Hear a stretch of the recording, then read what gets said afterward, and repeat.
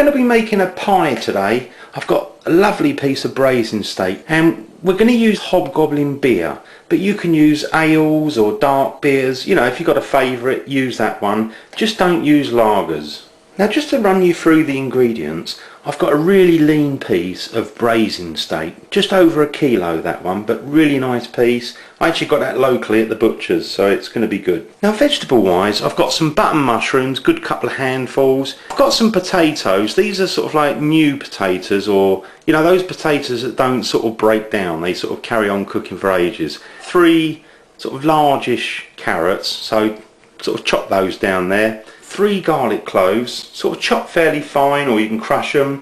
I've got a couple of decent size onions and we've chopped those down. I've also got a little package there of thyme, and we've got some parsley, and we've got a couple of 2 or 3 bay leaves in the middle as well. Now, the other ingredients I've got 3 cubes of oxo cube, salt and pepper, obviously that beer or ale, whichever one you're going to use, dark beers or whatever. Then we've got a little bit of Lee Perrins, and then finally we've got some ready-made sort of short crust pastry to lay on top, and you know, you just cook it and you get a lovely pie. Now, the first thing I'm going to do is actually chop down that lovely braising steak we've got into nice little sort of chunky cubes. So I've cut the braising steak up into little pie-sized cubes really. So what I'm doing is I'm just going to season it with a little bit of salt and pepper, and I'm going to rub that into the meat. And then what we're going to do is to dip it into some flour, and then we're going to fry them up in the pot. So we've got the meat there, I've got some plain flour, and I've got a pot which we're just going to sort of brown off the meat. Now, first of all, I'm just going to season this plain flour with a bit of salt. Give it a gentle mix. And then what we want to do is just grab some of the meat and literally just roll it round and try and get the flour on it. And do that for all of those. Just before you put it into the hot oil, what you want to do is just shake it off so there's not too much flour going in there. So we're now going to go to the pan and put it on a high heat. Now, I'm using a big sort of cast iron pot, but if you haven't got one of those, obviously you can use something like a frying pan. I'm just going to put a good glug of, I'm using olive oil in here. So I'm going to wait for that to get really hot, and then I'm going to pop the meat in there. I'm going to put it in a little bit at a time. I'm not going to try and cook it all at once. Right, mine's smoking hot, so stand back. So if you do them in batches, otherwise you don't really get them so nice and brown. Just going to flip those over. Because really you're just trying to seal the flavours in almost, so try and brown the edges. We're not trying to completely cook it. So I've only been cooking these for 2 minutes or so. So I'm now going to pull those out and put those on a plate. And again, we'll just carry on doing the same with all the rest until you've got it all done. So I've got the meat there, and that's all been nicely browned off. So I'm going to take this out of the way, and we're going to start frying up the onions. So I've just popped a little bit of butter into the pan. I've got it on a sort of lowish to medium heat, and we're just going to let that melt, and then I'm going to put in the onions. So I've just been occasionally stirring the onions, and we've been sort of, you know, cooking those for just under 10 minutes I'd say, and they've softened up. Now I'm just going to put in a little bit of garlic. Got about 3 garlic cloves, crushed or chopped. So just give that a quick stir, and then we're going to put in the meat that we've already browned off on the outside. We're just going to literally just push that in, try not to lose any, and get those juices there. Give that a bit of a stir around. It's only to warm it very slightly, and then we can start putting in all the vegetables and all the other stuff. Then we can pop in all those vegetables. So again, give it another quick stir. Lost one there. Now I'm going to put the beer or the ale. Just going to pour that in there. So I'm just going to pour that in.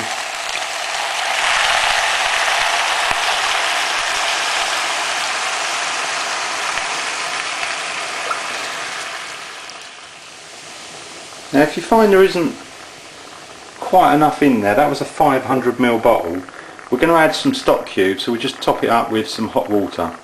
Now with the Bisto cubes, I've got the 3 there, you can just literally sprinkle it in like so, and then you can just pop in some water straight over the top, because you're going to give it a good mix and stir. And you probably want just enough to sort of cover everything really. So we'll give that a quick stir. I'm just going to stir that up. Just going to add a tad more water, just to bring it up a little bit higher. That's it. Now also I've got that little parcel of bay leaves, and we've also got thyme and some parsley, and again squash that down. Now the other thing I've got and I'm going to use is a bit of Worcester sauce, Lee Perrin's Worcester sauce, so I'm just going to give it a splash of that. Always gives it a nice flavour. And I'm going to pop a lid on that, and halfway through the cooking I'm just going to taste it for seasoning. You know, maybe you might have to add a little bit more salt or pepper, you know, to taste. So we've got all the ingredients in the pot. Now there's 2 ways of cooking it. You can either leave it on the hob, and I would say on a simmer for about a 2-hour period, give it the occasional stir. Otherwise you can put it in the oven.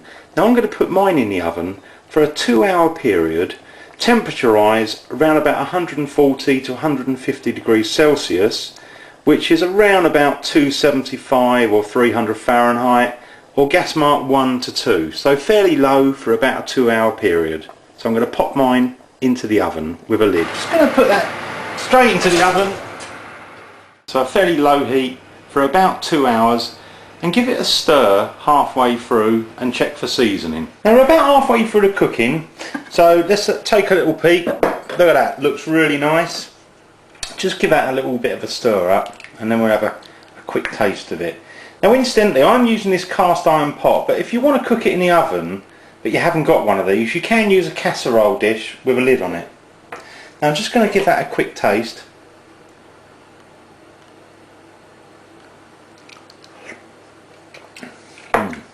Getting a nice flavour.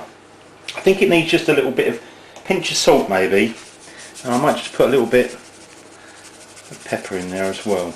Just not too much, but I think it just needs a little bit extra. Again, give that a stir, and I'm going to put it back in the oven and carry on cooking it for another good hour. You can do it as long as you want. You can do a few hours, but I'm going to do around about 2 hours today. Now we've got the pie mixture cooking away in the oven, and it's been cooking there for nearly 2 hours. So it's a good opportunity to start preparing the short crust pastry. Now this is ready made, and it's a block. I took it out of the freezer quite a while ago, so it's thawed out, and what we're going to do is flour the surface, roll it out. Now when you roll it out, you want to roll it out bigger than the actual dish itself. So I've rolled my puff pastry out, and there's my size of the dish, so you can see it's bigger than the actual dish, which is what you want. Now I'm actually going to just move this aside now. So I've just taken that pie mixture out of the oven. Oh, what a smell, lovely. Just going to give that a little stir so you can see what it's like. Look at that. I bet that meat's going to be really nice and tender. So I'm going to just move this back a little bit so that we can put the pie dish there and scoop it all in there. So I'm going to use this slotted spoon so that all those juices stay in the pan for the moment. So we just want to take anything lumpy out of there. I might leave the herbs behind. So I've taken all that meat and vegetable out, and it's just fitted in there nicely. Now what you can do is you can add back some of this gravy, but the idea of using a slotted spoon is that you can control how much gravy you get in there really, and it means you get every single lump out. With the puff pastry, I'm just going to basically put that on top like so, and then what you want to do is kind of tuck it in the middle, and then once you've got it fully in there, you can just squash it a little bit around the sides. Now we're just going to trim around the pie, just literally go around like so. I'm just going to add some of the offcuts there, pop that on, I think in the middle, just stick a little bit there like that. And what you can do is just make some holes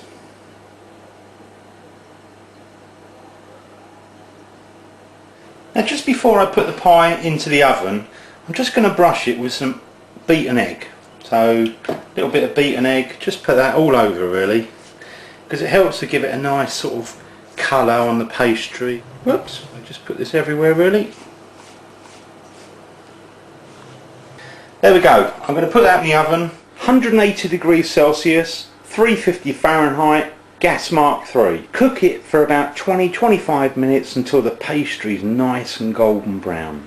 So I finished cooking the pie, so I'm going to pull it out and let's have a taste. It's been in the oven for about just over 20 minutes. So it's got a nice golden crust on top, so I'm going to serve some up. So I'm just going to move the pie back a little bit. I can get my plate in there. I'm actually going to serve it up. A little bit of mashed potato. Cut a bit of this away, this lovely pie. Let's try and get that all out. Like so. What we do is we can tuck a bit more of that lovely gravy in that, and the meat. I'll just show you under there. Look, lovely. And you've got the nice pastry on top. Also, got some peas there. So I might just tuck a few peas in there. So I'm just going to try a little bit of the meat, which should be really tender. You can see it's just falling away. This is melt in your mouth stuff. Let me try that. It's got a lovely flavour. Thanks for watching, and I hope you enjoy. If you get a chance and you have a look at my other recipes, I've got quite a few on there at the moment. Again, if you want to subscribe, I try and put as many videos out as I can. I really appreciate that. Thanks to you all.